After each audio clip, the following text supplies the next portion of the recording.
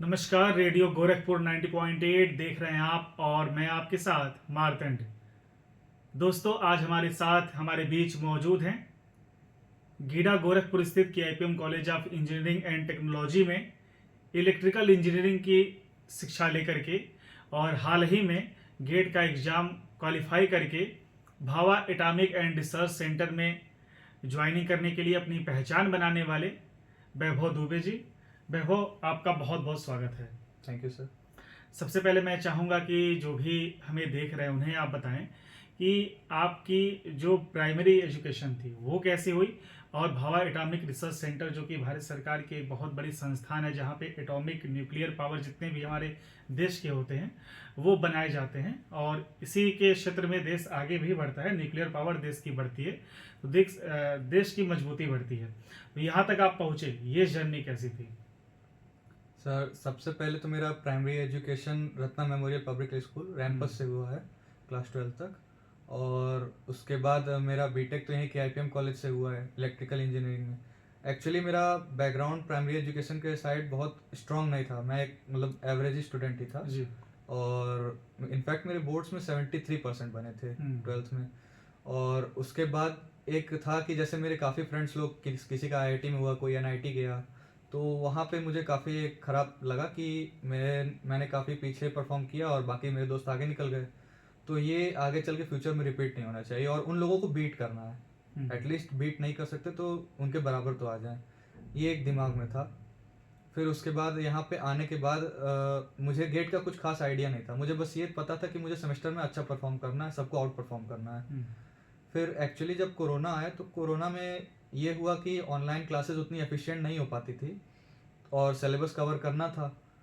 तो फिर मैं यूट्यूब पे आया कि यूट्यूब के थ्रू मैं अपना सिलेबस कवर कर सकूं। वहाँ पे टीचर्स गेट की तैयारी कराते थे फ्री में, तो वहाँ से मैं पढ़ते पढ़ते धीरे धीरे इवेंचुअली गेट में इंटरेस्ट आया कि हाँ, अच्छा लग रहा है पढ़ने में और सवाल भी बन रहे हैं, सेमेस्टर में परफॉर्मेंस इंप्रूव हो रही है। फिर उसके बाद जब थर्ड ईयर में मैं गया तो एक बार बोला कि एक बार इसको ट्राई करते, गेट एग्ज़ाम कैसा होता है। तो फर्स्ट अटेम्प्ट मैंने दिया, थोड़ा सा एफर्ट लगाया और मेरा गेट एग्ज़ाम क्लियर हो गया।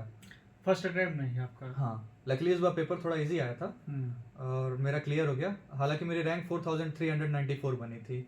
रैंक बहुत अच्छी नहीं थी बट वो एक टर्निंग पॉइंट था करियर के लिए। अच्छा। कि एक एवरेज स्टूडेंट जो बहुत अच्छा परफॉर्म नहीं किया आज तक, वो गेट एग्ज़ाम जैसे एक बड़े रेप्यूटेड एग्ज़ाम को क्लियर कर लिया। इंटर में भी देखा है 73% हाँ। आपने बताया जी। उसके बाद तो फिर वहाँ से मेरा टर्निंग पॉइंट था और फिर मैं एक तरह से कह सकते हैं ऑब्सेशन हो गया कि मुझे नहीं, अब गेट एग्ज़ाम में ही करना है। और फिर गेट एग्ज़ाम के एडवांटेजेस भी बहुत थे कि अगर कोई आईआईटी का टैग नहीं पाया है, कोई आईआईटी में एडमिशन नहीं ले पाया है, तो आईआईटी का अपना सपना पूरा कर सकता है मास्टर्स वहाँ से करके, रिसर्च करके। और बड़ी बड़ी पब्लिक सेक्टर अंडरटेकिंग्स है जैसे ओएनजीसी है, पावर ग्रिड है, या रिसर्च इंस्टीट्यूट्स जैसे डीआरडीओ, इसरो, भाभा एटॉमिक, तो ये भी गेट के थ्रू शॉर्ट लिस्ट करती हैं। तो गेट एक इंजीनियरिंग फील्ड में एक ऐसा एग्ज़ाम है जो आपको मल्टीपल अपॉर्चुनिटीज़ दिला सकता है। बिल्कुल। और मेरा इंटरेस्ट भी आ गया था इलेक्ट्रिकल इंजीनियरिंग में। तब फिर मैं वहाँ से ऑब्सेस्ड हुआ और फिर वहाँ से मैंने रिगरसली एफर्ट डाला। तो हुआ क्या कि 2023 में मैंने 2 ब्रांचेस से पेपर दी थी, इलेक्ट्रिकल और इंस्ट्रूमेंटेशन। अच्छा। तो इलेक्ट्रिकल का पेपर उस साल काफ़ी हार्ड आ गया था और मैं उसके लिए प्रिपेयर नहीं था सही से।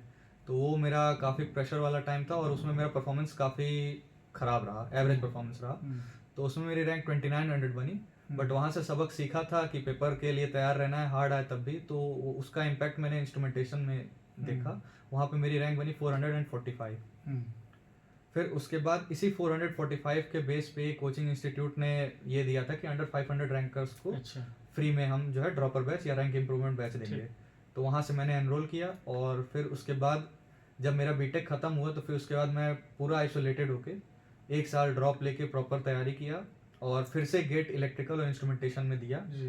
तो इस बार मेरा गेट इलेक्ट्रिकल में ऑल इंडिया रैंक 86 बनी और इंस्ट्रूमेंटेशन में 126 बनी। वाह, बहुत खूब। यानी कि बीटेक करने के बाद 1 साल आपने ड्रॉप किया, फिर ऑनलाइन क्लासेस किए, कोचिंग लिए और ऑल इंडिया रैंक आपका 86वें नंबर पे आप आए। ये बहुत बड़ी बात है। और गेट में आप इतनी अच्छी, आपको जब रैंक मिलती है तो भारत सरकार के कई सारे जो संस्थान हैं, जो बड़ी बड़ी रिसर्च सेंटर है, वो आपको खोजते हैं, शॉर्टलिस्ट करते हैं, फिर आप उन संस्थाओं में अपना भविष्य बेहतर बना सकते हैं। तो कौन कौन संस्थान, कौन कौन से इंस्टीट्यूट आपसे संपर्क में आए? अभी तो देखिए, क्योंकि मेरा रैंक 86 है, तो ऑलमोस्ट समझ लिए 10 में से 9 पीएसयू, या हो सकता है 10 में से 10 पीएसयू शॉर्ट लिस्ट कर लेंगे इंटरव्यू के लिए। फिर बाकी परफॉर्मेंस पे डिपेंड करता है। अभी तो मेरा फिलहाल काउंसलिंग में आईआईटी, सारे टॉप 7 आईआईटीज में मेरा हो चुका है, और मैंने करंटली आईआईटी बॉम्बे में एमटेक के लिए अप्लाई किया था पावर इलेक्ट्रॉनिक्स इंजीनियरिंग से। फिर उसके बाद अभी एयरपोर्ट अथॉरिटी ऑफ इंडिया में मैंने बैकअप के तौर पे भरा था, तो उसमें मेरा जूनियर एग्जीक्यूटिव में सिलेक्शन हो गया, शॉर्टलिस्ट हो गया। और उसके बाद मेरा एक ये था कि Bhabha atomic and research centre India का सबसे टफेस्ट टेक्निकल इंटरव्यू होता है। तो वो एक दिमाग में था कि इंजीनियरिंग का असली मज़ा टाइप कह सकते हैं पता चलेगा जब बीआरसी का आदमी इंटरव्यू बैठेगा। तो वहाँ पे ये कहा जाता है कि अगर आपका इंटरव्यू 30-40 मिनट जा रहा है, मतलब आपका सिलेक्शन नहीं होगा। वहाँ अगर अच्छा सिलेक्शन, मतलब जनरली बोला जाता है कि आपका 1 घंटा, सवा घंटा, 1.5 घंटा ऐसे चलता है, तो आप सोच सकते हैं कि आपका इंटरव्यू अच्छा हुआ है। तो वो मेरे अंदर था कि बीआरसी का इंटरव्यू क्रैक करना है। अभी ये नहीं था कि मुझे बीआरसी ज्वाइन ही करना है, बस ये था कि एक इसको सेटिस्फेक्शन के लिए किसका इंटरव्यू क्लियर करना है। बट जब मैं बीआरसी के इंटरव्यू में शॉर्टलिस्ट होके गया, तो फिर वहाँ का जब मैं एनवायरनमेंट देखा, वो देख के लगा कि ये एक ऐसी जगह है जहाँ पे काम करने में अच्छा लगेगा, या मेरा कह सकते हैं जैसे सबका अपना अपना इंटरेस्ट है, मेरा इंटरेस्ट कहीं ना कहीं यहाँ से मैच कर रहा है। फिर वहाँ पे जब मैं इंटरव्यू में बैठा, वहाँ के पैनल मेंबर्स से मिला, तो वो मतलब इतने इंटरेक्टिव, इतने अच्छे थे, वो काफ़ी हद तक इतना कन्विंस किया मुझे कि मुझे यहाँ बाहर नहीं काम करना है। और फिर उसके बाद मेरा इंटरव्यू काफ़ी लंबा चला था, अप्रॉक्सीमेटली 1 आवर 15 मिनट्स का मेरा इंटरव्यू चला था। तो अब आप तैयार हैं भाभा रिसर्च सेंटर जाने के लिए? पूरा मन आपने बना लिया है वहाँ ज्वाइनिंग करने के लिए। अच्छा वैभव, मैंने इधर देखा है कि जो बहुत से बच्चे जो एडमिशन के लिए आते हैं, उनका माइंड सेट बना उनकी और उनकी फैमिली का कि CS ही कंप्यूटर साइंस चूज करें, चाहे BC करें, चाहे बीटेक में CS करें, और वर्क फ्रॉम होम जैसी जॉब करें, या ऑनलाइन जॉब जितनी भी होती हैं वो करें, या AI का ज़माना है, मशीन लर्निंग का ज़माना है, आप इसमें जाएं। लेकिन आपने इलेक्ट्रिकल से आपने बीटेक की पढ़ाई की, और ये करने के बाद आपने गेट का एग्ज़ाम दिया, और कई सारी संस्थाओं ने आपको शॉर्टलिस्ट करके आपको चुना, और आप आज भाभा एटॉमिक रिसर्च सेंटर में जा रहे हैं। तो उन बच्चों को क्या कहेंगे जिनका माइंड सेट हो गया है कि नहीं हमें CS में ही करना है, उसी में फ्यूचर है, और किन्हीं ब्रांचों का उतना स्कोप नहीं है? सर फ्यूचर तो मतलब जेन्युइन सी बात है कि इलेक्ट्रॉनिक्स में VLSI है, और कम्युनिकेशन सिस्टम है, और फिर कंप्यूटर साइंस में है, IT सेक्टर है, फिर उसके बाद ML है, AI है, ये काफ़ी इवॉल्विंग है, और ये अभी नया है मार्केट में, और इसकी डिमांड बहुत ज़्यादा है, ऑब्वियस सी बात है। बट अगर आपका इंटरेस्ट नहीं है, आप ज़बरदस्ती मार्केट के पीछे भागोगे, तो आपको ये भी पता ही होगा कि सबसे ज़्यादा अनएम्प्लॉयड भी CS से ही निकल रहे हैं। बिल्कुल। और इसका कोई एक्चुअल डाटा तो नहीं है, बट आप अपने आसपास देखेंगे तो आपको मेजॉरिटी में ये दिखेगा। तो अगर आपका इंटरेस्ट है, 2 चीज़ पे डिपेंड करता है। अगर आपका इंटरेस्ट है और आप कितना उसके पीछे डेडिकेटेड होकर आप कंसिस्टेंट रह सकते हैं, क्योंकि मोटिवेशन बहुत ज़्यादा दिन काम नहीं आता है।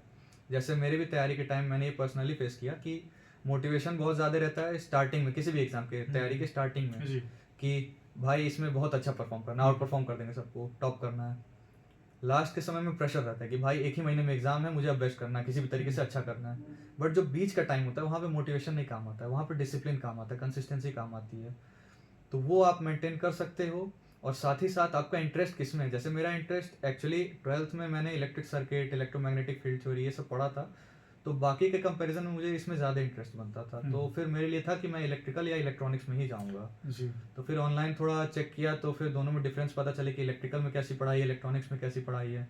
तब फिर मेरा फाइनल हुआ कि नहीं, मुझे इलेक्ट्रिकल इंजीनियरिंग करनी है। बहुत अच्छी बात आपने की कि भीड़ में नहीं जा रहे हैं आप, मार्केट देख रहे हैं, भीड़ में जा रहे हैं, तो भीड़ में जाने में खतरा है, रिस्क है। जहां आपका मन करे उसी ब्रांच को चुनिए और अच्छे से पढ़ाई करिए। एक और माइंडसेट बना हुआ है कि जैसे आपने गीडा गोरखपुर में पूर्वांचल के पिछड़े छोटे इलाके में आपने पढ़ाई की, माइंडसेट लोगों का बना हुआ है कि मेट्रो सिटीज़ में जाएंगे, अच्छे अच्छे कॉलेज मिलेंगे, बड़े बड़े कॉलेज मिलेंगे, और बड़ी वाली जॉब मिलेगी।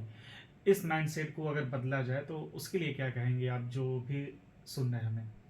सर सबसे मेन, जैसे पिछली बार भी बोला, इस बार भी वही है, आपको एफर्ट्स डालने पड़ेंगे। एफर्ट्स आप Tier 1 कॉलेज में रहो या Tier 3 कॉलेज में रहो, एफर्ट्स आपको लगाने पड़ेंगे। क्योंकि कोई भी कॉम्पिटिटिव एग्जाम, फॉर एग्जांपल जैसे मैंने गेट एग्ज़ाम दिया, गेट एग्ज़ाम में बहुत सारे IITians भी आते हैं, बहुत सारे नॉन IITians भी आते हैं, और जैसे बोला जाता है कि गीडा के कॉलेज काफ़ी पीछे हैं, बट स्टिल वहाँ से मैंने 86 रैंक अचीव कर लिया।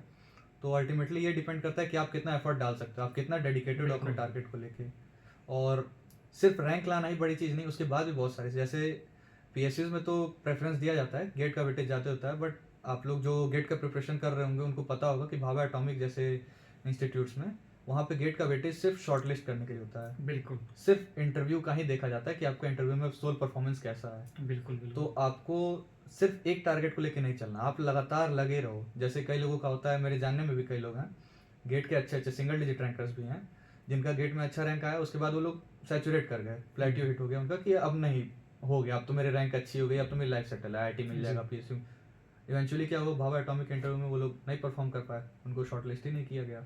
और भाभा एटॉमिक जैसे इंस्टीट्यूट का सिलेक्शन रेशियो बहुत टफ रहता है, 1:20, 20 में एक बच्चे को लिया जाता है। जी तो आपको एफर्ट डालना पड़ेगा। बिल्कुल। कोई आपको नहीं पूछता है कि आप किस कॉलेज में हो, कोई नहीं पूछता है कि आपका बीटेक में परसेंटेज कितना बन रहा है। एक सस्टेनेबल रहे तो अच्छा है। जैसे पीएसयूज का एग्जांपल या आईआईटीज में भी 12th में बोला जाता है 75% रहे, पीएसयूज में बोला जाता है कि आपका बीटेक में 65% रहना चाहिए, 70% रहना चाहिए। तो अल्टीमेटली आपका नॉलेज ही काम आता है। कोई बिल्कुल। आपका डिग्री के कितने मार्क्स हैं वो नहीं बिल्कुल, पूछेगा, बहुत वो सही सिर्फ बात शॉर्ट आपने लिस्ट की। है। अच्छा वैभव, आप गीडा के आईपीएम में आपने 4 साल अपने बिताए, इलेक्ट्रिकल इंजीनियर से आपने पढ़ाई की, तो कॉलेज का माहौल कैसा लगा? यहाँ पे क्या अंतर आपको दिखा जब आप बाहर गए तो? सर कॉलेज में तो ये था, स्पेशली मैं सर कॉलेज में अपने सबसे ज़्यादा क्रेडिट देना चाहूँगा पुनीत श्रीवास्तव सर का।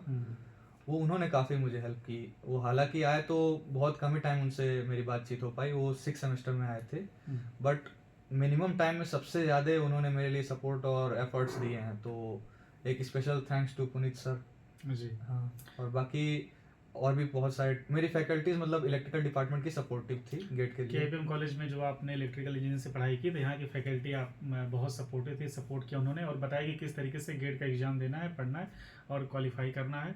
और बहुत ही अच्छा आपने सारी जानकारियाँ दी और बहुत ही विस्तार तरीके से बताया। जो माइंड सेट आज के बच्चों में बन गया, फैमिली में बन गई है, पेरेंट्स के अंदर है, उसे भी आपने बताया कि किस तरीके से चेंज करके आप यहीं पढ़ के यहीं रह करके अच्छा मुकाम आप देश के प्रतिष्ठित संस्थान में हासिल कर सकते हैं।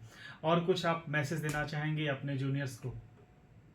सर मैसेज एक छोटा सा कोट है, don't stop when you are tired, stop when you are done.